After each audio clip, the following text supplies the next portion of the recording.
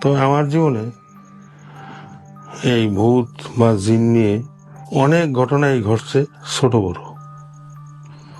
এর মধ্যে কিছু কিছু ঘটনা অত্যন্ত হৃদয় বিদারক, আবার কিছু কিছু ঘটনা আছে স্বাভাবিক অবস্থায় দেখা হয়েছে এবং আমি এগুলির এই প্রতিকূলতা আমি মোকাবেলা করছি।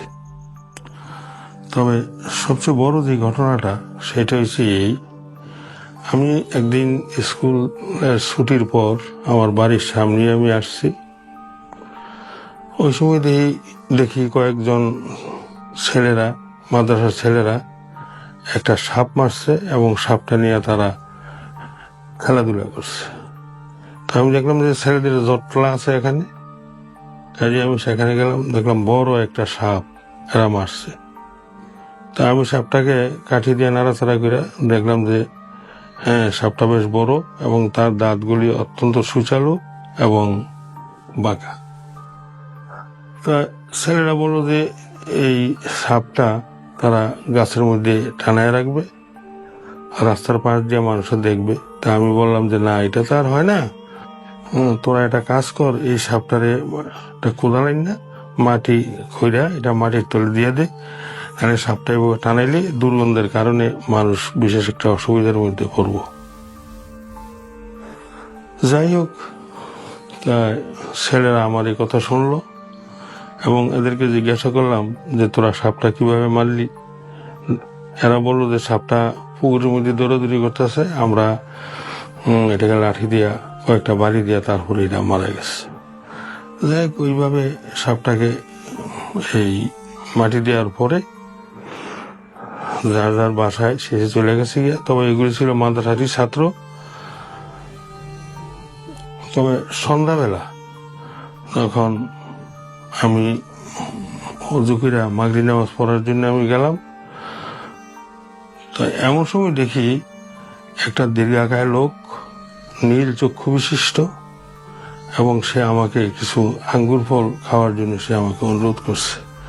আমি কই না, এই মুহূর্তে তো নামাজের সময় হয়ে গেছে গিয়া, কাজেই খাওয়া পরে যাইব, আমি আগে নামাজ সাইরে নিই। তখন সে আমাকে একটা জোরে একটা ধাক্কা দিছে। ধাক্কা দেওয়ার পর আমি অনেকটাই আমার জ্ঞান হারিয়ে ফেলছি। এইভাবে কতক্ষণ চলছে তা আমি বুঝতে পারি না। হঠাৎ দেখি আমি একটা পাহাড়ের উপর আমি বসে রয়েছি এবং ওই জায়গাটা যে কোন জায়গা সেইটা আমি বলতে পারি না। তবে বুঝি একটা মাঝারি ধরনের পাহাড়ের উপর এবং গাছগাছরা আছে, সেখানে আমি বসে রয়েছি এবং সেখানে অনেক মানুষ আছে এবং সবগুলি মানুষের দীর্ঘাকায় এবং অত্যন্ত বড়। তবে চেহারা তাদের মানুষের মতো নেই, তবে অধিকাংশই তাদের পায়জামা পাঞ্জাবি পরা।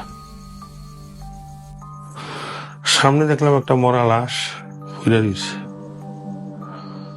তখন আরেকজন লোক, সে আরো বেশি দীর্ঘাকায় এবং তার সাজসজ্জা অত্যন্ত ভালো।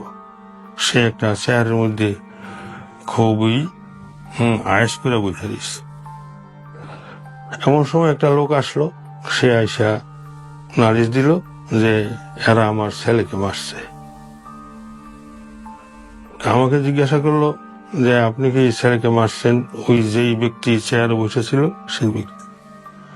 আমি বললাম যে না, তো আমি তো কারো মারি নাই, তবে আমি একটা মরা সাপ দেখছি, এটাকে আমি ওই মাটির মধ্যে ছাত্রদেরকে রাখার জন্য আমি বলছি, এছাড়া তো আমি আর কিছু বুঝতে পারতেছি না। বলো যে না, আপনার এই ছাত্ররাই এই সাপটা মারছে, কাজে এই জন্য আপনিই দোষী, আপনার বিচার করা হবে। তখন আমি অত্যন্ত ভয় পেয়ে গেলাম, কারণ সেখানে মানুষ 50-60 জন, তারা সবাই যেন অত্যন্ত রাগান্বিত এবং ক্ষুব্ধ। তো আমি বললাম যে আসলে তো আমরা তো আপনাদের কোনো সন্তান মারি নাই, একটা সাপ মারছি, কিন্তু এটার জন্য তো অপরাধ বলে আমাদের হয়েছে বলে আমি মনে করি না। তবুও এরা বলল যে না, আপনারা জেনে শুনি এই সাপটা মারছেন, কাজে আপনার শাস্তি হবে, এবং শুধু আপনার নয়, অন্যান্য যে সকল ছাত্ররা এর সাথে জড়িত ছিল তাদেরকেও আমরা শাস্তির আওতায় আনবো। তো আমি দেখলাম যে তাদের হাত থেকে কোনো নিষ্কৃতি পাওয়া যাচ্ছে না। বিভিন্ন কথাবার্তা বলার পর তারপর আমি বললাম যে আসলে আমি যতটুকু জানি আমাদের নবী করিম সাল্লাল্লাহু আলাইহি ওয়াসাল্লাম বলছে, শত্রু দেখলেই তোমরা আঘাত করো এবং তাকে মেরে ফেলো, কারণ এই শত্রুরা অন্য কাউকে ক্ষতি করতে পারে। তখন যে বিচারক ছিল সে বলল যে আসলে এটা যদি হাদিস মানে রাসূলুল্লাহ সাল্লাল্লাহু আলাইহি ওয়াসাল্লাম নিজে বইলা থাকে, তাহলে এক ধরনের কথা, আর যদি উনি না বইলা থাকে আর আপনি যদি এটাকে নিজের উক্তির মধ্যে বলেন তা আপনার শাস্তি হবে আরো দ্বিগুণ। তখন আমি ভয় পেয়ে গেলাম। তো এর মধ্যে একজন আসিল, তখন ওই বিচারক বললো যে আচ্ছা আমাদের মধ্যে এমন কেউ আছে কিনা যে হাদিসটা জানে যে শত্রু দেখলেই শত্রুকে হত্যা করা। তখন এর মধ্যে একজন লোক বলল যে হ্যাঁ আমি এটা জানি, শুধু জানিই না, আমি ওই সময় ওই মজলিসে ছিলাম যে সময় রাসূলুল্লাহ সাল্লাল্লাহু আলাইহি ওয়াসাল্লাম এই হাদিসটা বলছে। তখন দেখলাম যে লোকগুলির মুখ অনেকেরই কালো হয়ে গেছে গিয়া, আর যে চেয়ারে আসীন ছিল সে অত্যন্ত প্রফুল্ল অবস্থায় রয়েছে। তখন আমাকে বললো যে আপনি কি করেন? তখন আমি বললাম যে আমি একটা হাই স্কুলের শিক্ষক। আপনি কি ধর্মীয় শিক্ষক? আমি বললাম যে না, আমি বাংলা পড়াই এবং অন্যান্য সাবজেক্ট আমি পড়ি।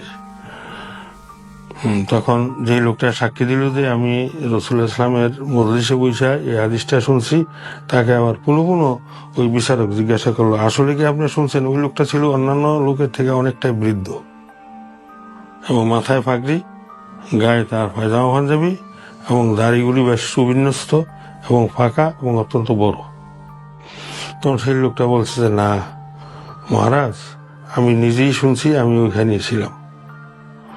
তখন যেই এই লোকটা প্রথম বিচার দিছে ওই লোকটা দেখলাম যে একটু বিমর্ষ হয়ে গেছে। তারপরে আমাকে বলে